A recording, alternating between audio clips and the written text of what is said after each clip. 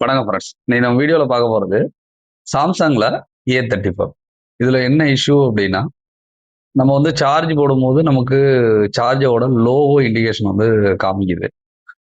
நமக்கு வந்து பர்சன்டேஜ் வந்து எதுவுமே ஷோ ஆகல. பேட்டரியில வந்து நமக்கு வந்து சார்ஜஸ் வந்து ஃபுல்லா இருந்தாலும் இந்த செட் வந்து ப்ராப்பரா வந்து ஆன் ஆக மாட்டேங்குது. சார்ஜிங் லோகோ காமிக்குது. அப்புறம் வந்து ஆஃப் ஆயிடுது. இந்த கண்டிஷன்ல வந்து சாம்சங்ல நம்ம மேக்ஸிமம் வந்து சிபி ஓரியன்டட் கம்ப்ளைண்ட் இருக்குதா அப்படிங்கிறத நம்ம பார்ப்போம்.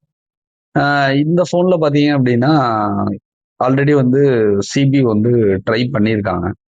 ஆனாலும் வந்து இஷ்யூ வந்து ரெடி ஆகல. அ இதுல வந்து நாம வந்து டயக்னோஸ் பண்ணி பார்த்ததுல, இதுல சிபியூல இஷ்யூ இருக்கிற மாரி தெரியல. ஏன்னா பார்த்தீங்கன்னா, நமக்கு சார்ஜிங்கும் வந்து சடனா எடுத்துட்டு கட் ஆகுது. அம் இதுல வந்து இப்ப ரீசென்ட் டேஸா நமக்கு 1 ஆர் 2 கேஸ் வரும்போது, நமக்கு எங்க ஃபால்ட் இருந்துச்சு அப்படின்னா, நம்மளோட பேட்டரி கனெக்டர்ல இஷ்யூ இருக்கிறத நம்மளால வந்து செக் பண்ணி பார்க்க முடியும். பேட்டரி கனெக்டர்ல நீங்க வந்து டயோடு வேல்யூ இதெல்லாம் செக் பண்ணும்போது கூட நமக்கு வந்து ஒரு ப்ராப்பரான டயோடு வேல்யூங்கிறது நமக்கு வந்து வந்துச்சு. இப்போ இதுலயே பார்த்தீங்க அப்படின்னா, நம்ம பேட்டரி லோ இருக்கும்போது நம்ம சாம்சங்ல இந்த மாதிரி வந்து சிம்பிள் வந்து காமிக்கும். பேட்டரி பர்சன்டேஜ் ஏற ஆரம்பிச்ச பிறகு நமக்கு சார்ஜ் வந்து ஏற ஆரம்பிச்சிடும். ஆனா நம்ம இங்க பார்க்கும்போது நமக்கு 4.28, அதாவது இந்த பேட்டரியோட மேக்சிமம் வோல்டேஜ் நமக்கு வந்து இருக்கு. ஆனால் பார்த்தீங்கன்னா நமக்கு வந்து ஃபோன் வந்து பூட்டிங் நடந்து நமக்கு பர்சன்டேஜ்ங்கிறது ஷோ ஆகல. இப்ப நான் என்ன பண்றேன்னா, டிசில இத வந்து ட்ரிகர் பண்ணி பார்க்குறேன். இத நான் ட்ரிகர் பண்ணும்போது, நமக்கு டிசி ரீடிங்க நீங்க மேல பார்த்தீங்கன்னா உங்களுக்கு தெரியும். ஆ லீக்கேஜ், ஷார்ட் எதுவும் கிடையாது. நான் வந்து ட்ரிகர் பண்றேன். ட்ரிகர் பண்ணும்போது எனக்கு 298 மேக்ஸிமம் நான் பார்த்தது 300 வரைக்கும் போகுது.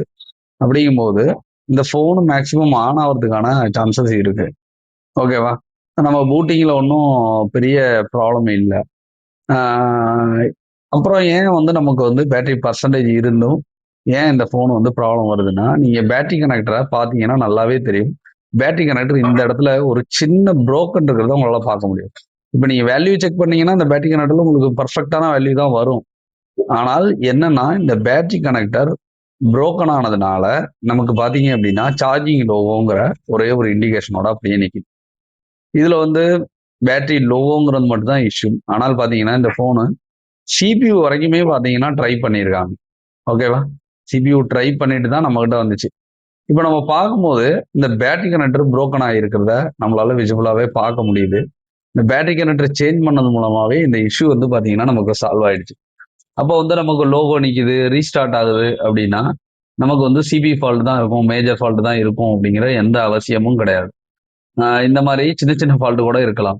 இத வந்து ஜஸ்ட் நம்ம வந்து YouTubeல ரன் பண்ணி பார்த்தாலே பார்த்தீங்கன்னா, இது ஓரியன்டட் சில வீடியோஸ் எல்லாம் நான் வந்து இருக்கிறத வந்து என்னால பார்க்க முடியுது. ஆ நீங்க அந்த வீடியோஸ் பார்த்தீங்கன்னா உங்களுக்கு தெரியும். பர்ட்டிகுலரா இந்த இடத்துல புரோக்கன் ஆனது வந்து பார்த்தீங்கன்னா, அவங்களுக்கும் புரோக்கன் ஆயிருக்கு. அப்படிங்கும்போது என்ன, இது ஒரு ஒரு மேனுஃபேக்சரிங்லேயே ஒரு A34ல மேனுஃபேக்சரிங்லேயே பேட்டரி கனெக்டர்ல இஷ்யூ வரக்கூடிய ஃபோனு. அப்படிங்கும்போது நீங்களும் உங்களுக்கும் இந்த மாரி லோகோ வருது அப்படின்னா, நீங்க பேட்டரி கனெக்டர் நல்லா செக் பண்ணிக்கணும். இதுல வேல்யூ எல்லாம் எதுவுமே மிஸ் ஆகல. நீங்க டயோடு வேல்யூ செக் பண்ணீங்க அப்படின்னா, உங்களுக்கு ஒரு பெர்ஃபெக்ட்டான டயோடு வேல்யூங்கிறது இதுல வந்து வருது. ஆனால் இந்த பேட்டரி கனெக்டர் உடைஞ்சிருக்கிறதுனால, நமக்கு வந்து சார்ஜிங் லோகோல இருந்து மேற்கொண்டு வந்து பூட் ஆக மாட்டேங்குது. இப்ப வந்து இந்த மாரி நீங்க வந்து டயக்னைஸ் பண்ணணும் அப்படின்னா, உங்களுக்கு வந்து பேசிக்ல இருந்து அட்வான்ஸ் வரைக்கும் ஓரளவு சர்க்யூட்ட ட்ரேஸ் பண்ற நாலேட்ஜ்ங்கிறது கம்பல்சரி வேணும். நம்ம இன்ஸ்டிடியூட் பார்த்தீங்க அப்படின்னா, சென்னை தாம்பரத்துல வந்து லொக்கேட் ஆயிருக்கு. நீங்க ட்ரெய்னிங் வர்றீங்க அப்படின்னா, உங்களுக்கு பேசிக்லேருந்து அட்வான்ஸ் வரைக்கும் பார்த்தீங்க அப்படின்னா, டீச் பண்ணிட்டு இருக்கோம்.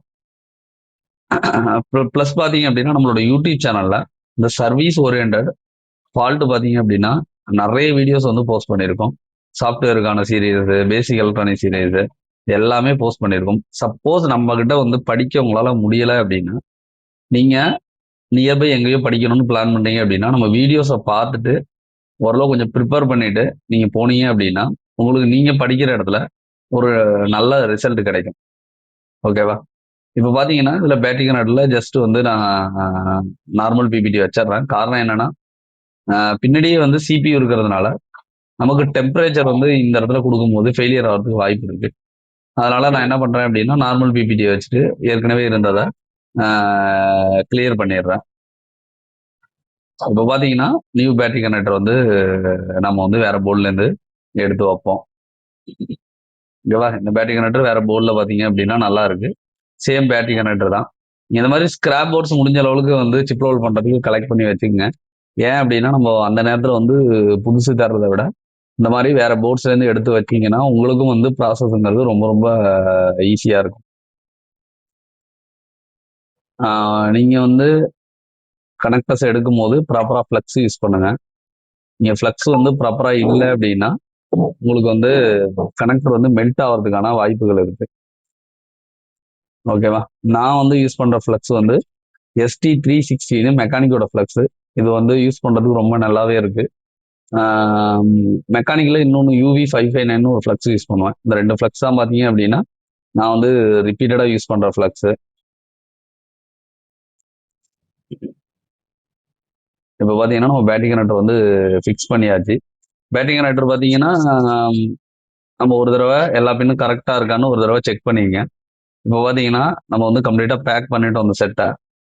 இப்போ வந்து செட்டு பார்த்தீங்கன்னா பர்ஃபெக்ட் வந்து ஒர்க்கிங்ல இருக்கு. நான் பேக் பண்றது இதெல்லாம் காமிக்கல. இப்போ பார்த்தீங்கன்னா நமக்கு இதுல பேட்டரி கனெக்டர் தான் இஷ்யூ. உங்களுக்கு இந்த மாதிரி இஷ்யூ வந்துச்சு அப்படின்னா நீங்க பேட்டரி கனெக்டர் சேஞ்ச் பண்ணது மூலமா இந்த இஷ்யூ வந்து ரெடி ஆயிடும்.